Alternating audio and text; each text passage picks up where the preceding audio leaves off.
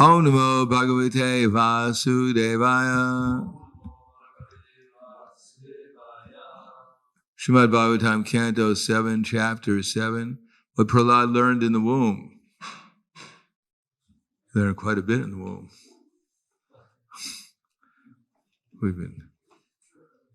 And if we listen to Prahlad Maharaj speaking to his friends, we'll probably learn a lot, even though we're not in the womb yet. So this is Srimad Bhagavatam, so 42. Sukhaya dukkha mokshaya sankalpa iha karmina sadap no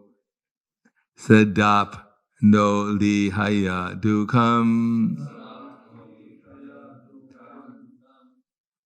ataya sukha vritaha sukhaya dukkha mokshaya sankalpiha karmina sadap no lihaya dukkam anihaya sukha vritaha sukhaya dukkha mokshaya sankalpa iha karmina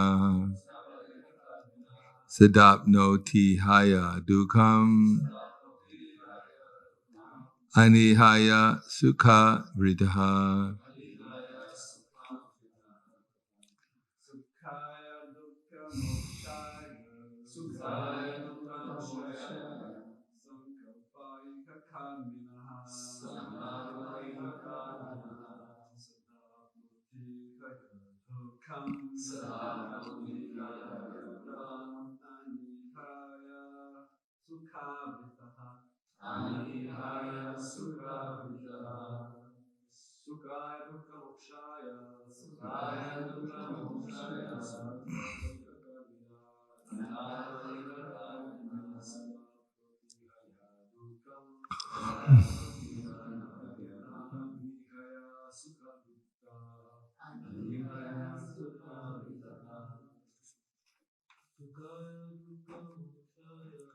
Kaya dukkha mokshaya kaya dukkha dhamana sadapnaya sukham anihaya sukha vritaha sukhaya. Oh, ladies, sukhaya dukkha mokshaya sankalpa iha karmina sadapnotiha dukkayam anihaya sukharita. Sukhaya, for achieving happiness by so-called higher standard of life. Dukkha mokshaya, for becoming free from misery. Sankalpa, the determination. Iha, in this world. Karminaha, of the living entity trying for economic development.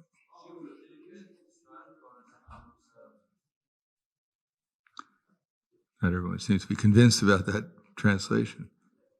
Sada, always. Apnoti, achieves. Ihaya, by activity or ambition. Dukkam, only unhappiness. Anihaya, and from not desiring economic development. Sukha, by happiness. Avrita, covered. Translation and purport by His Divine Grace, A.C. Bhaktivedanta Swami Srila Prabhupada. In this material world, every materialist desires to achieve happiness and diminish his distress. and therefore he acts accordingly. Actually, however, one is happy as long as one does not endeavor for happiness. As soon as one begins his activities for happiness, his conditions of distress begin. Pretty amazing, isn't it? As soon as you make a plan to become happy, then that's when your distress begins. In other words, you can't win and you can't break even in the material world by material activities. Every conditioned soul is bound by the laws of material nature, as described in the Bhagavad Gita. Prakrite kriyamanani gunai karmani sarvashaha. Everyone has achieved a certain type of body given by material nature, according to the instructions of the Supreme Personality of Godhead. Ishvara sarvabhutanam hrideshardana tishtati brahmayan sarvabhutani yantra rudani mayaya. Supreme Lord is situated in everyone's heart, O Arjuna, and is directing the wanderings of all living entities, who are seated as on a machine made of the material energy. The Bhagavad Gita 18:61. Supreme Personality of Godhead, the Super Soul, is present in everyone's heart, and as the living entity desires, the Lord gives him facilities with which to work according to his ambitions in different grades of bodies. The body is just like an instrument by which the living entity moves according to false desires for happiness, thus suffers the pangs of birth, death, old age, and disease in different standards of life. Everyone begins his activities with some plan and ambition, but actually from the beginning of one's plan to the end, one does not derive any happiness. On the contrary, as soon as one begins acting according to his plan, his life of distress immediately begins.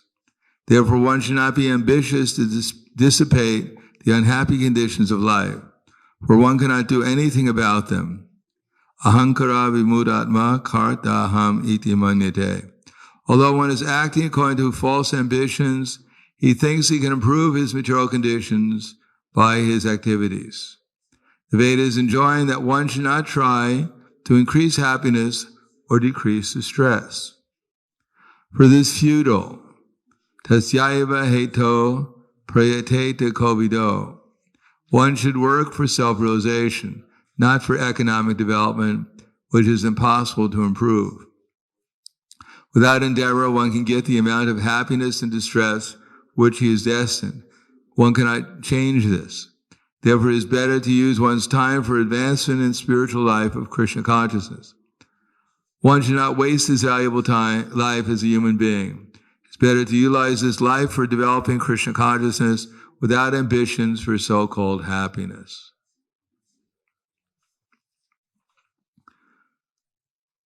Sukhaya dukkha mokshaya sankalpa iha karminaha sada no tihaya dukkham atnihaya sukhabritaha. In this material world, every materialist desires to achieve happiness and diminish his distress, and therefore he acts accordingly. Actually, however, one is happy as long as one does not endeavor for happiness. As soon as one begins his activities for happiness, his conditions of distress begin. Om Vishnu Vraya Krishna Prasthaya Bhutale Srimate Bhaktivedanta Swami Namane Namaste Saraswatunde Gauravani Pacharane Nirvishesha Srinivadi Pasyatyade Satarane. For conditioned soul, this is almost inconceivable, what Krishna is talking about here.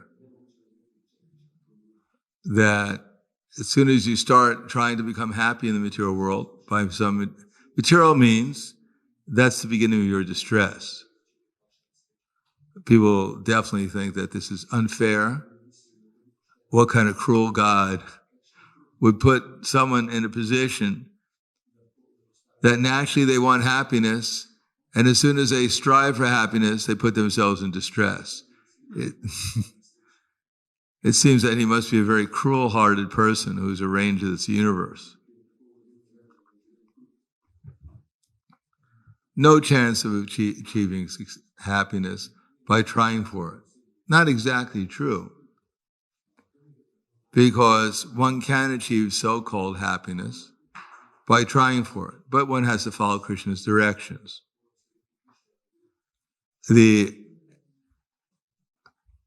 Simply one's endeavoring oneself for economic development, it will not be possible to so-called economically develop, because the material nature is not controlled by one. And actual economic development doesn't mean to acquire pieces of paper and think one is rich. I was reading yesterday that by the manipulations of the asuras, and practically everyone's an asura nowadays, one asura is trying to manipulate for their happiness, another one's trying to manipulate against that person, or persons who are manipulating for their happiness, manipulating so their plan for happiness fails, which means their economic development for sense gratification fails, so their plan for economic development and sense gratification succeeds by defeating someone else's plans. So as we know, here in Europe, there's a history of simply misery. Everyone's so many kings and empires have come and try to become happy. At least the kings and their relatives who try to become happy by exploiting everyone else. And ultimately they were defeated by someone else trying to exploit them to become happy. It's called dog eat dog. As soon as you become a big dog, there's another bigger dog who wants to eat you. And so even if you get to become a big dog, you'll always be in anxiety that some other dog is coming to eat me. And therefore you can never be peaceful. Even when you're so-called enjoying, then all you can think about is how you're in danger. And this is exactly the same way that a person who's condemned to death, he's going to be killed the next day, electrocuted or hung or whatever else, and they offer him a nice meal, his last meal. One prisoner, he ordered like 42 preparations. And when they brought it to him, he said, "I'm not hungry." Therefore, the governor stopped offering prisoners their last meal. It's too expensive. Or he could have eaten the meal and said, "I have a stomach ache. Please don't kill me tomorrow. I want to die healthy."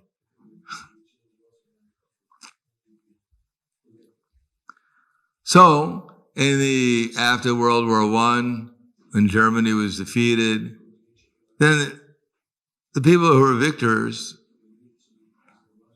the same people who started the war and they always claim the other side are the bad guys and we're the good guys, which is ridiculous because they're all bad guys. They're all thieves. As Prabhupada said, just like a group of thieves, they rob a bank, and then the head thief comes to the hideout. They all come to the hideout, and the head thief stands up and says, "My dear fellow thieves, now that we've stolen all this money, please, I beg of you, please let us divide the money up honestly." So they're all thieves, and now they're claiming that they should become honest thieves. As soon as one steals Krishna's property, then one will be punished immediately. And what is that punishment? One is put into the material concept of life, to suffer old age, disease, and death. And not only that, but the very desire to be happy in the material world, called lust, kama. Krishna says, "Avritam jnana etena, jnanino nityavarina, kama rupena kuntiya, dusprena analena cha." Thus, a man's pure consciousness is covered by his eternal enemy in the form of lust, which is never satisfied, and it burns like fire. So the so-called romance or love is simply anxiety, suffering. And we think it's love, but it's actually not love, it's lust. And if you tell people it's lust, of course nowadays people think, well, that's not so bad. Lust is good. And greed, well, if you're greedy, and you steal from everyone, then the result is you become a very prominent person in society and people will respect you. You're the biggest thief. We're little thieves and you're a big thief. So bow down to the little thief, to the big thief. Svavidra hostra karar, samstuta purusha pashu, yat karna patiyo peta, jata nama gadagraja. That persons are like hogs, dogs, camels, and asses. They glorify the bigger dogs, camels, hogs, and asses. But they never glorify the Supreme Personality of Godhead, Gadagraja, who carries a club and is going to hit them over the head with it. Because they're demons, asuras. Now, of course, people object that why are you calling people hogs, dogs, camels, and asses? It's probably just to say, well, we're not saying it. Krishna is saying it. And as followers of Krishna, we're simply repeating what he has to say. But not without good reason, because if one is in the bodily concept of life, who can't understand that he's an eternal spirit soul and only works to gratify the senses, then he's exactly on the same level as a cow or an ass. He may have higher intelligence, he may have better ability to dominate the material nature, but the aim is the same. You may be able to go 2 miles into the sky like a vulture, but if your business is simply to look for a dead body on the ground, then what is the glory of going 2 miles high in the sky? Your business is the same as a tiger on the ground. You may think I'm very elevated, I'm very advanced, I'm high, I'm getting higher and higher, but actually your aim is the same sense gratification that any other animal has. So if our only aim is to gratify the senses, as Krishna says, achintyam aparayam cha pralayantam upashritya kama papoga paramam etavam iti nischita. They believe that to gratify the senses unto the end of life is the prime necessity of human civilization, and therefore there can be no measurement for their anxiety. Modern civilization was very proud of all its economic development because they have no memory. Their memory has been taken away by illusion. Therefore, they can't remember how much, for instance, in Europe, people suffered. After World War I, World War I was suffering. Some was suffering, and it wasn't, they were suffering before World War I. So many wars were going on before World War I. And then after World War I, there's so much suffering, so much economic problems, so many social problems. And then we thought, well, now we're free from all those things. And then there was a crash in 1999 or 2009, I think it crashed, or 1999, in 2009. The war on terrorism. Now we have another crash here. And it's not, we may think, well, we may have our theories why it's happened, but it's happening because of people's sinful activities. Therefore, they're getting their sinful reactions. And unless they change their sinful activities, and the main sinful activity, as Prabhupada writes in the Bhagavad Gita, is not accepting their position as subordinate to the Supreme Personality of Godhead. Don't accept my word for it. I'll quote it from the Bhagavad Gita. Forgetting oneself as the eternal supreme servant of the Supreme Personality of Godhead is the greatest violation of God's law. So go out and tell that to people.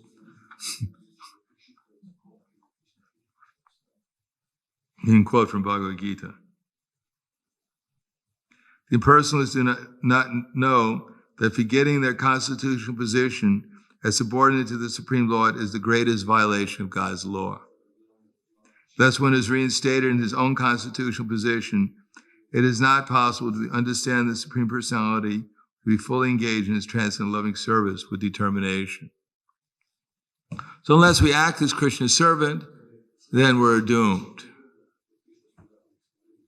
We may try very hard for our economic development to achieve sense gratification, but that unless one serves Krishna either through varnashram which is practically impossible in this age, or through the chanting of the holy names, which is the only means according to the Brihad Naradiya Purana, then one is simply doomed to simply chewing the chewed, trying to get some happiness from the material world, and finding that there's less and less happiness as we try and squeeze it out of the sugar cane, which has been squeezed again and again and again. Has been the cows. When the vendor of the sugar cane, he takes the sugar cane and he presses it in the sugar cane juice machine and gets out all the juice, and then throws on the street the dried out sugar cane. And the cows come along and pick it up and put it in their mouths and chew it again and again, trying to get a little sugar, whatever's left. And then when he can't find any sugar left, he spits it out. And the next cow comes along, says, well, there's some sugar cane, let's try it. And he picks it up and chews it again and again. And the whole day, all the cows are coming in, chewing it and chewing it. That's where punak punas charvita charvinana, chewing the chewed, comes from. Practical example of the cow chewing the chewed up sugarcane juice, sugarcane stalk. So that's material civilization. Same thing over and over again, simply increasing their lust, their anxiety to enjoy. And of course, there's some enjoyment, but that enjoyment is when in the midst of the experience of sense gratification, then the desire to enjoy goes down for momentarily, and then it comes up with a vengeance again. Material happiness is just like pouring ghee on a fire to put it out.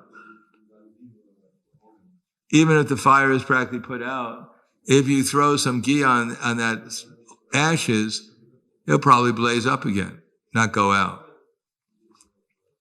So Maya says to the living entity, the reason why you're suffering is because you're not enjoying. She never says the reason why you're suffering is because you're trying to enjoy.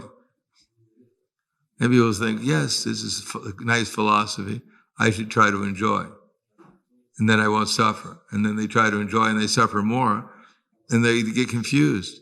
And Maya says, well, you're just not enjoying enough. That's why. It's just not intense enough. And so they try again and again and again. And because there's no restriction in modern civilization, therefore they go crazy.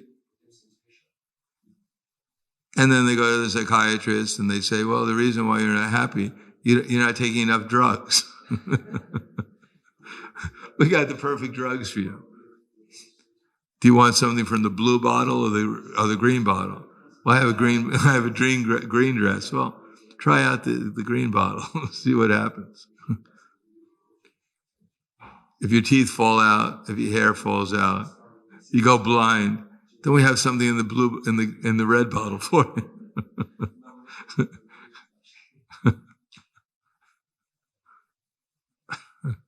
So this is people who have become crazy. They have lost their intelligence. And here Prahlad Maharaj is trying to give us some intelligence. That very nature of trying to enjoy the material nature means that one is trying to steal Krishna's property, and the material nature will come and punish one. Not only by putting one in the bodily concept of life, but by torturing one in the bodily concept of life with lust, anger, greed, illusion, forgetfulness, bewilderment of memory, and then pushing one into lower and lower activities in material energy.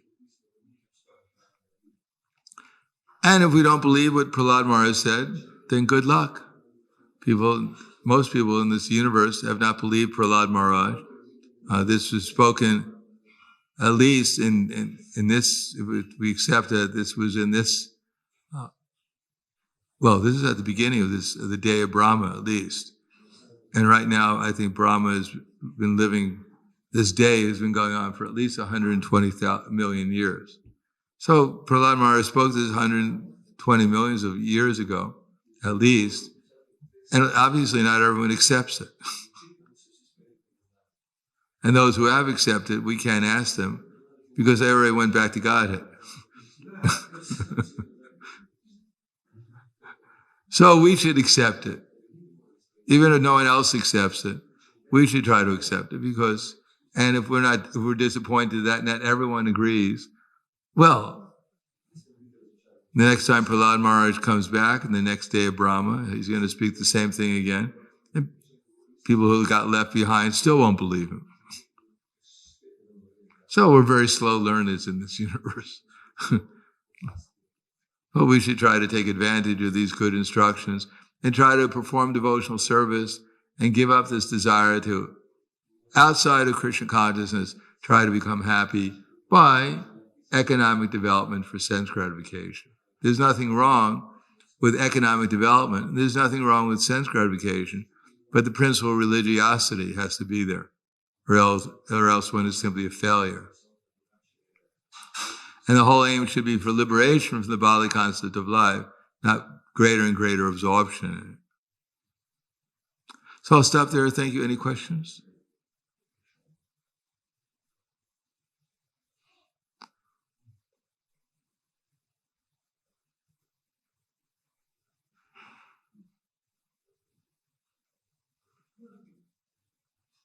If there's no questions, everyone should just meditate on this.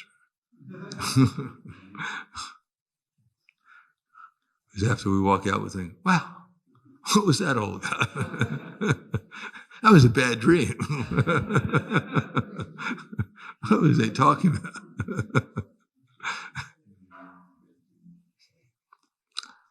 All right, thank you very much. Grantaraj Srimad Bhagavatam ki jai, Srila Prabhupada ki jai, Gaur Premanande.